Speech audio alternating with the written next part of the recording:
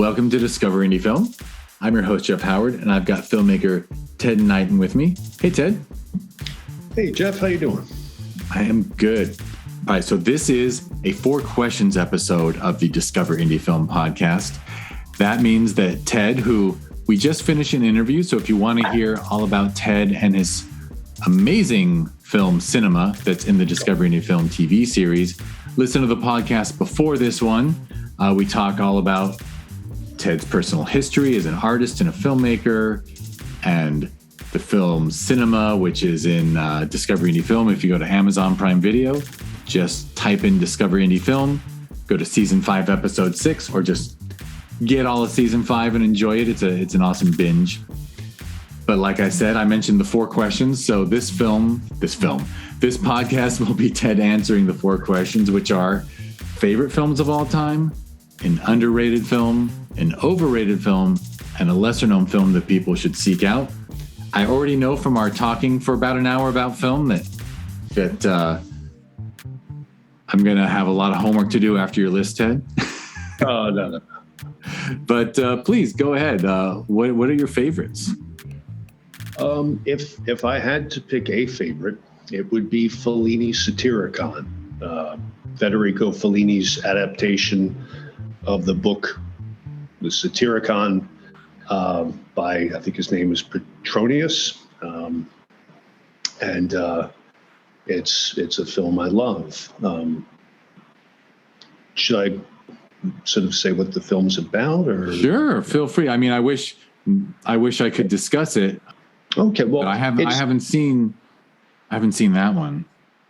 Yeah, it's well, I'll just mention it's a book written by this guy Petronius, who he lived apparently in Nero's court back in the original 60s, and it's a fictional story based on his experiences and drawn from his experiences. And today, the book didn't survive intact. Today, something like 1/6 to 1/10 of it remains, and Fellini filmed an adaptation of it. And I'll mention I have a friend, Robert Carney, who was a programmer at a local theater for years.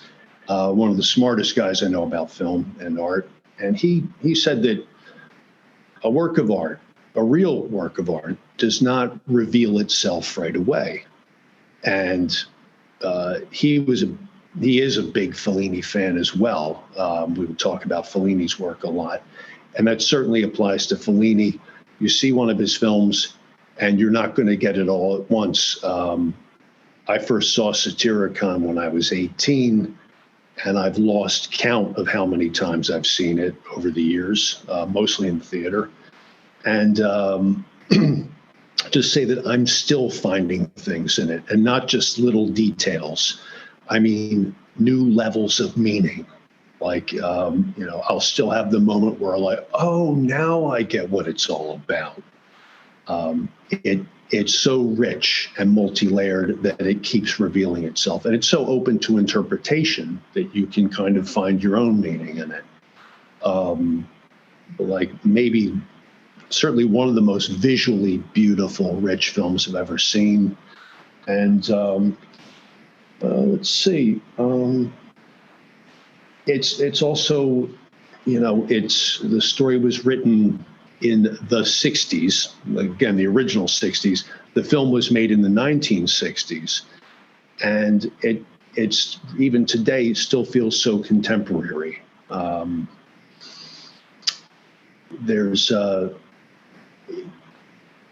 It seems to be a film, well, let me think.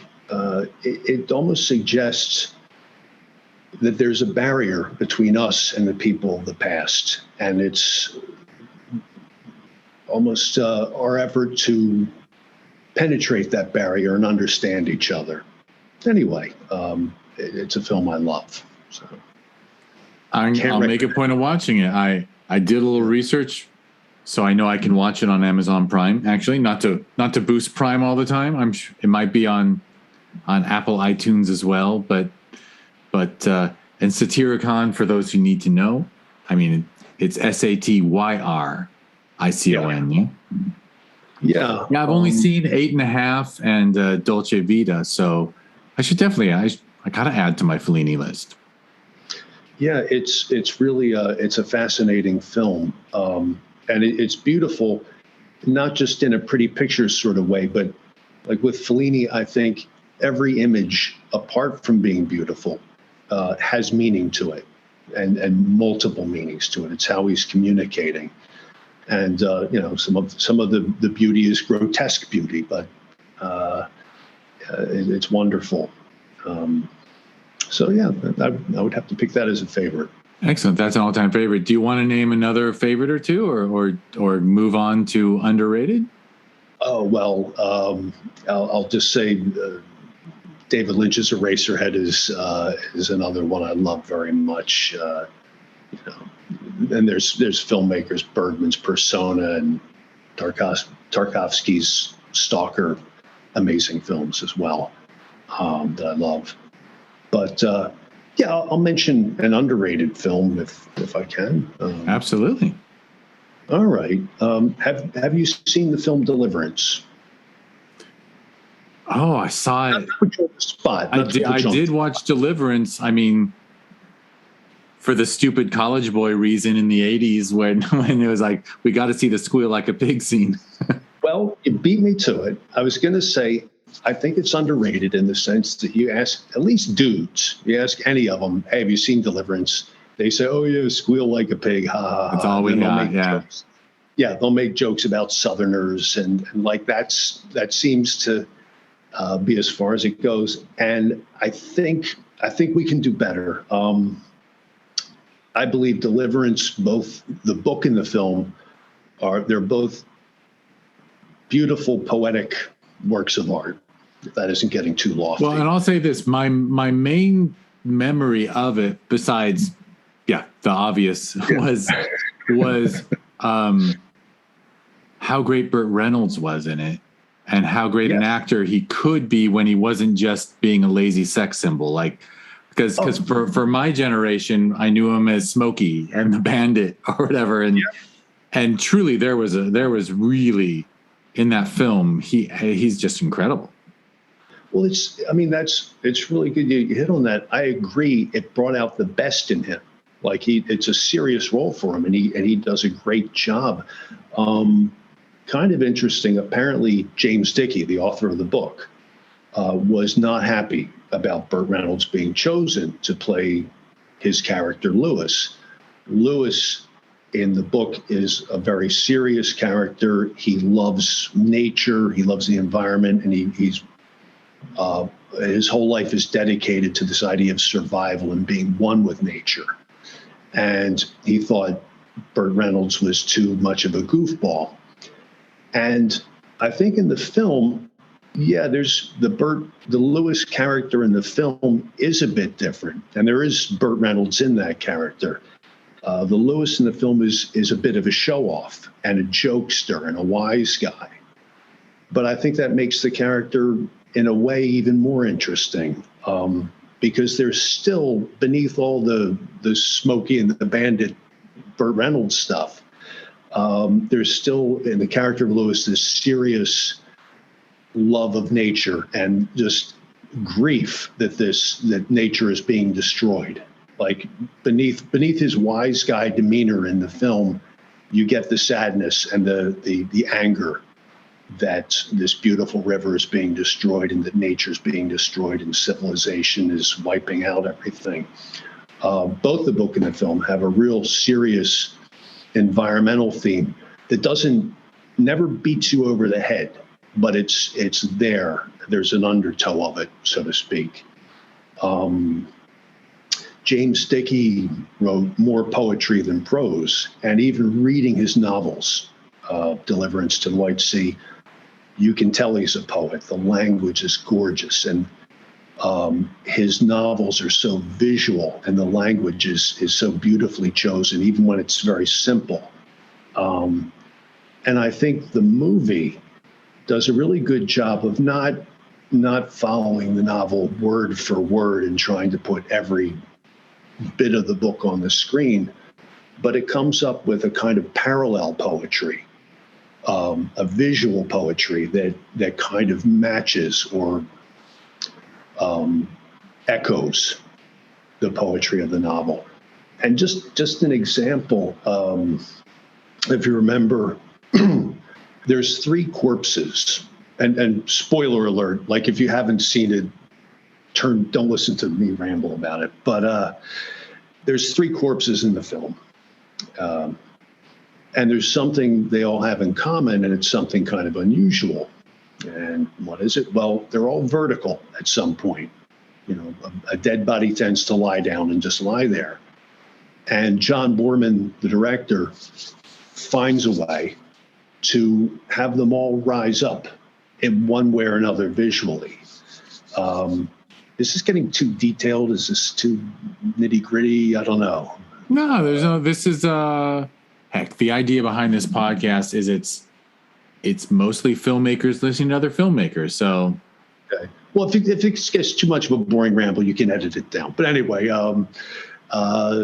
like spoiler, when the first of these awful rapists gets killed, he falls and lands across a small tree so that he doesn't hit the ground. He's still sort of hanging in the air. And when the 4 guys, our 4 leads, are talking about what to do with this guy, this body, it's almost like he's still part of the conversation. He's not lying on the ground. He's almost on their eye level. And, you know, to me, it suggests that he's a problem that won't go away. He's still he's someone they still have to deal with. Even when they bury him, and this is getting into gruesome detail, but he has one arm that I guess rigor is already set in that won't go down. They have to put a rock over it or something. He just won't stay buried.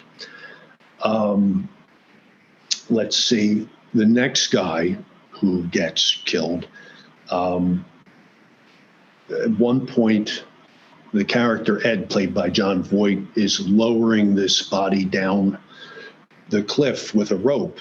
And it looks almost as though this dead man is walking down the side of the mountain. It's a striking visual. It's grotesque. It's disturbing, but it's pretty powerful. And the body even falls in the water. Both Ed and the body, the rope breaks and they fall in the water. The body seems to rise up almost to embrace him while they're underwater. Somebody else who won't stay quite dead.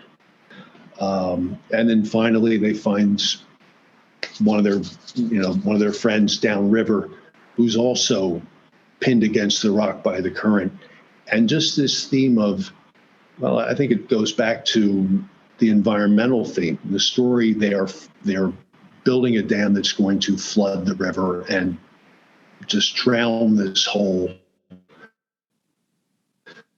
landscape. It's kind of really sad. And the idea that you can't do that to nature. If you try to do away with nature or subvert it or cover it up, it will come back to get you. If you do something, even in the kind of an ethical or moral sense, if you do something wrong, it will come back to haunt you. It will rise up. And I think this theme in both the book and the film are done really well, but in a non-obvious way. In the film, it's done visually and metaphorically, and convincingly, I think. So anyway, that's. I think there's more to it than jokes about Southerners and squeal like a pig. It's. I think. Yeah, I think when you watch it.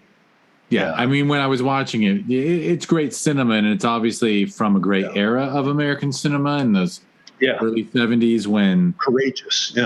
Yeah, when the studio system had broken apart and for a little minute the inmates were running the asylum. It was a good minute. We got Midnight Cowboy and Deliverance and The Graduate, just a whole bunch of 2001, just a whole bunch of films that probably would have been rejected 5-10 years earlier. Oh yeah. And it's Midnight Cowboy. Well, also John Voight. Yeah, that's another one that it's an amazing adaptation of a work that made changes to the book, but beautiful. I think it's poetic in its way. It's almost like an urban counterpart to Deliverance or something. But yeah. So I think Deliverance deserves another look. Deserves a bit more attention than it's getting. Absolutely.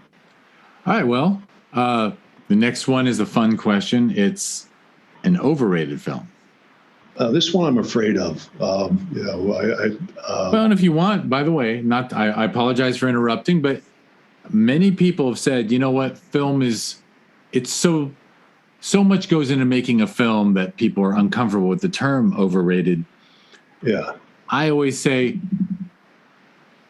the films I consider overrated are actually films that I love, and they're great, and I love watching them, but I feel like they get too much praise.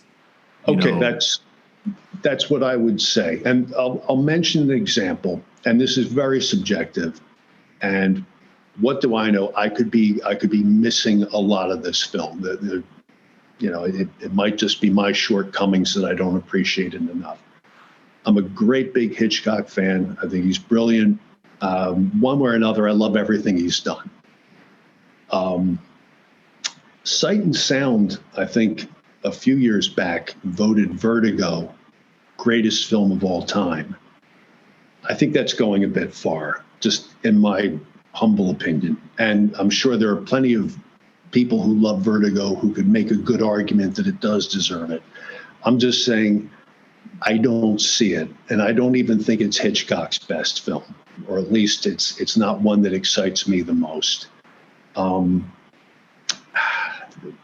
There's brilliant things in Vertigo that I acknowledge. There's a camera effect where the camera's zooming in while tracking out that's been imitated by pretty much every filmmaker since the movie came out. But just say I've always found the story, all fictions are a bit contrived and maybe a little far-fetched. Vertigo, a little bit too much for me. It always seemed a bit hokey to me. A few too many coincidences, and did you want to jump in, or if you? Well, I'll just jump into. I'll jump on the bandwagon, and okay. I think you said it perfectly when it's a great film, but it's not even Hitchcock's greatest. I don't even think it's in my top 5 for Hitchcock. I mean, it's good, but yeah, I won't rattle them all off, but I mean, Hitchcock. I actually was lucky enough to take a Hitchcock devoted class once. Yeah. At my university, there was actually just during the summer, there was a film studies professor taught a Hitchcock class, just Hitchcock films. Nice. And so we watched, 2 a week, and just amazing stuff. Amazing stuff. Oh, agreed. And Vertigo there's much that's wonderful about Vertigo. I don't want to be a brat about it, but to kind of keep it positive, I'll say there are Hitchcock films that I think are greater, and I'll pick one that I think doesn't get enough love. And that's The Birds. And if I can ramble about The Birds for a minute or two, one, I heard that Ingmar Bergman was a big fan of The Birds. Bergman's great. And once I heard that, I think I noticed a little bit of its influence in some of his films. I could be wrong, but it's one of the things that excites me most about The Birds is that there is no music in it. And it's done so well that most of the time when you tell somebody there's no music in it, they say, yes, there is. They don't realize that there wasn't any music. I could be wrong about the timing, but I think before The Birds, Bergman would use a little bit of music in his films very sparingly. I think after The Birds, he stopped altogether. I could be wrong, but I think that's the case. Like, it might have given him the courage to just stop using music.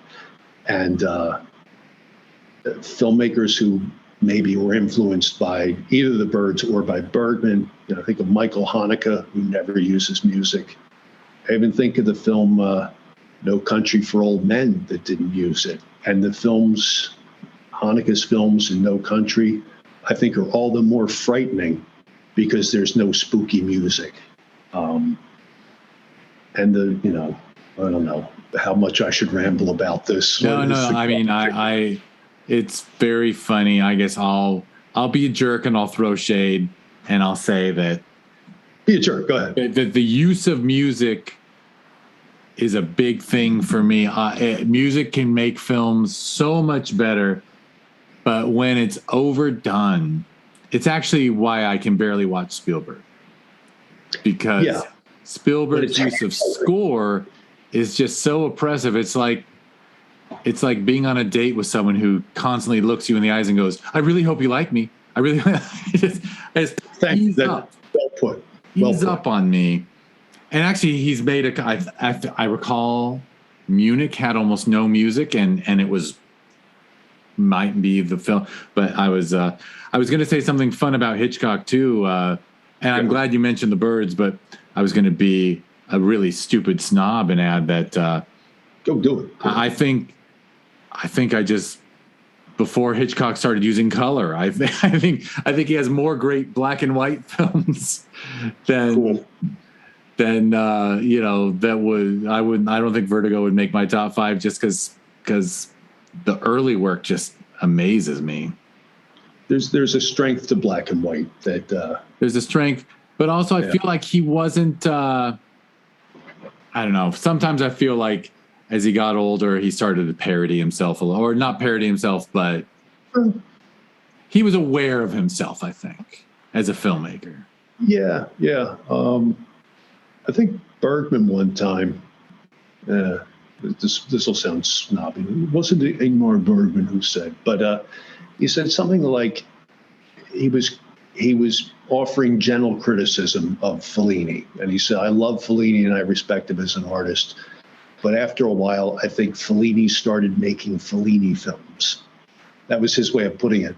And then Bergman followed up with saying, when I made Autumn Sonata, I made an Ingmar Bergman film. So he turned it on himself, too. Like he said, yeah, I've done it, too. And that's a kind of a cool way of saying self-parody. And probably that is a better way of saying it. And that's exactly what I was trying to say. And obviously, in order to be in the position to make your kind of film, you must be a great filmmaker, because mediocre filmmakers, although I guess there was a Trauma film. Yes. But they were beautiful in their own way, too. But in their own way. Just the business of music. I don't know. Is this going on too long about it, or am I? I suppose. Well, no, we can talk about music a little further, but we'll move on. Okay. Well, the last question is a lesser known film for people to seek out. Yeah. And I almost don't know what to say about it because it's. I love it so much. Have you ever seen or heard of the film Begotten? I don't think so. Okay, well, see, this is the problem. It's a film that was made in, I think, 1989. The director is Edmund Elias Marriage, and it did get some attention when it first came out. And my understanding is, I hope I have this right, that Susan Sontag called it one of the 10 best films of the year. It got the attention of Nicolas Cage, who somehow got involved with the director and hired him or helped him to make his next film, the director Marriage's next film, Shadow of the Vampire. And I know Marilyn Manson is a fan of this guy. So it's these Susan Sontag, Nicolas Cage, and Marilyn Manson all like Begotten too. It's a silent film, which is unusual given when it came out. It's feature length, and it's I think in its way, a very beautiful poetic film. but it's also a very disturbing film. The thing that I don't understand, because I think it's a real work of art, cinema art, is I've never seen it screened anywhere. I've never seen it playing the theaters on the East Coast, Film Forum, Anthology Film Archives, Walter Reed Theater, all in New York. Never seen it playing there. I've been reading film magazines, Sight and Sound, Film Comment, Cineast for years. I've never seen it mentioned in them. I didn't get to read the article. Fangoria wrote an article about it, and good for them. But I would like to see other types of film magazines write about it too as a work of art. I haven't read the Fangoria article, but they have their particular slant on things they're interested in horror, and I think this is more than just a horror film. It is disturbing, but it's a fantastic film. I don't know why it hasn't gotten the attention that I think it really deserves. Well, that's a great recommendation, and I have. I think one reason why this is fascinating. I looked it up, and the entire film is actually available on YouTube and Vimeo. I don't know if that's... So maybe nobody has the rights? I wonder, no kidding, it's mysterious to me, because I wonder if there's some sort of strange legal Rolling Stone circus type reason why it's not shown or written. I don't know what's going on.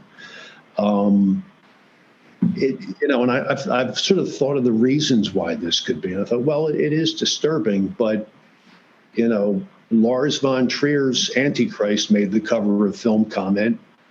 Sight and Sound loves Michael Haneke. Like, he's made the cover, and they've done big articles about him. And those guys are pretty tough stuff. And I thought, well, is it because it's a silent film? But I think, no, people have seen Metropolis, and there's plenty of interest in silent films. So I'll just say I'm kind of baffled. It's not just wrong that it doesn't get attention. It's kind of weird that it doesn't get enough attention. So anyway, I'll leave it at that. But I think it deserves more attention. And I'd love it if people could see it in a way that supported, the filmmaker. You know what I'm saying? That Yeah. No, it's nice that people are exposed to it on Vimeo and YouTube, but guy who made it should. Yeah. Unless, who knows? I mean, might have to do a dive into it, but perhaps somehow something happened with the rights to it, and he said, you know what? I'm just going to put the film out there just so it gets seen. Who knows? But probably not. There was some talk. I know there was some, and I haven't really looked into it that much, but there was some talk at the 30th year anniversary of there being a Blu-ray release. Wait a minute. Well, that's so funny, because to me, 1989 isn't that long ago, and the 30th anniversary is past. Yeah, that just happened. That's shocking that there was, right, that would have been 2019. Dear Lord. It did come out on DVD at some point. But anyway, just if you ask me what film I think is not known enough, I think that's, for me, an obvious answer. So, well, very good, very good. I'm excited to watch a couple of these, and I will work them into my viewing.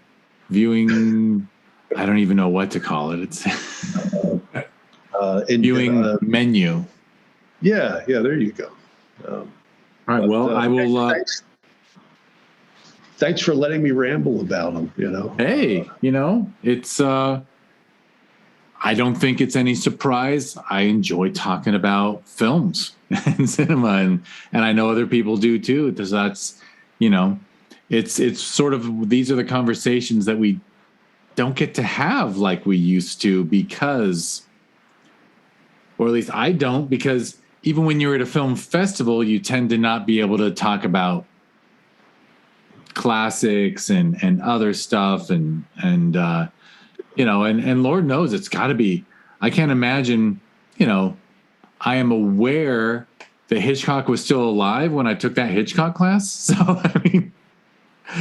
I mean, imagine being in college today and it was whatever it's imagine having that much to catch up on. It's a bit overwhelming, I'm sure. So yeah. No, it's one of my favorite things to do. I haven't done it in a while, but see an amazing film in a movie theater, ideally, and then go with friends afterward to a coffee house or bar or something and talk about it. And that really is the ideal. I always not necessarily joke, but I always say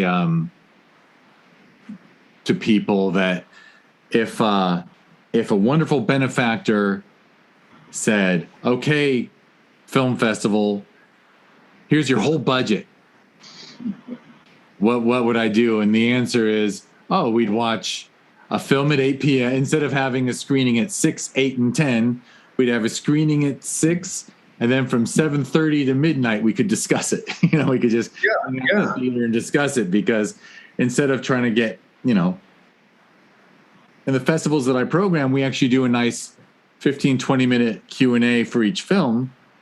But obviously, it would just be wonderful to just really have that time to, instead of moving audiences in and out, to just sit down and talk about it. It's nice. It makes it communal. Yeah, and it's talking about it with your friends. You get such a better appreciation of it. Or even if there's an argument like, "Oh, I didn't think that was so good." Yes, it was. It was great. And you go back and forth. It's you get to know your friends better from seeing great art and talking about it. Yeah, and that's much better than just discussing it as you walk to your cars. I remember. Yes, I do have memories of just trying to get some conversation going as everyone's walking to their cars in the parking lot. I'm like, wait, shouldn't we? Yeah, going to a cafe afterwards is the best. Yeah, but just not to keep this going forever, but one of the most recent that I can remember, there's a film that came out maybe 5 years ago. And to me, that's like recent, but, it was just yesterday. It was 5 years ago. I could be wrong about the date, but it's called Hard to Be a God, by this director. It's a Russian director. His name is Alexei German. And it's overwhelming.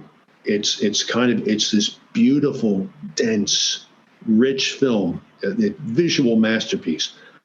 I'd say too, I found it relentless. Like it was great, but I was also exhausted by the end of it. So it was kind of mixed feelings. I was worn out by it, but I knew I'd seen something amazing. And it was afterward, it was me and I think 4 friends were talking about it. And there were mixed feelings, and I kind of naturally fell into lawyer for the defense for this film. And it was fun though, arguing about it and like sort of talking about what was great about it. And anyway, it extended the experience, not to just watch it by myself, but to kind of have a friendly fight about it in a way. Yeah, I know my last experience like that, a group, I think more than a dozen of us went to see that Blade Runner 2049. And then thankfully it was at a theater that has restaurants, like it's like a 2-story. But so we went to eat afterwards, and I kept begging everyone, "Can you try to talk me into liking that film?" All right. I was like, I had so many problems with it. And then people would go, "No, it was good." And they would do their thing. And then I would go, "But what about," and I was a real pill, because by the end of the night, everyone was like, "Yeah, you're right. It was bad." You have to do that. If people are overpraising something, it's important to like. And I was hoping, I was honestly rooting for it. I was like, "No, explain to me how I can get over this. Explain to me how that plot point." I don't want to see it. I think we're in agreement. I just don't want to see it because I think Blade Runner is a beautiful film, and I don't want anything to compete with it. Certainly not by another director. Yeah, and I'm actually a fan of that director, but yeah, that film didn't need to happen. There was actually that other. Did you see that film Ex Machina? Yeah, I did. See, I argued at the table, and now we're really boring the shit out of everybody. But I argued at that same table. I said Ex Machina is the better sequel to Blade Runner. Because if you just look at that character that Oscar Isaac plays and say, okay, I think it's Terrell. That's Terrell's great grandson making the perfect android, perfect replicant, and he's testing the replicant on this reporter, and everyone went, you know what? That could have been called. Yeah, that could have been in the Blade Runner universe. Well, I did like that film a good bit, and I thought Oscar Isaac was freaking terrific in it. I mean, everybody was, but yeah, that's a good film. I don't want to go near this Blade Runner sequel. I just don't. Well, I can tell you, I honestly approached it with an open mind, and I could not be convinced to like it. And I know people who've told me they like it better than the first, so I'm like, okay, maybe I'll watch it again someday. Now you know who your real friends are, so that's true. So, one of my oldest friends always said there's two kinds of people in the world, and then in this case he'd say people who hate Blade Runner 2049 and people I don't need to know. Or something like that. All right, well, I'll stop with the cynicism and the references to long ago conversations about, and I'm sure I just angered. I mean, I've had filmmakers tell me they like 2049, so, and I probably didn't look them in the eyes and say I didn't.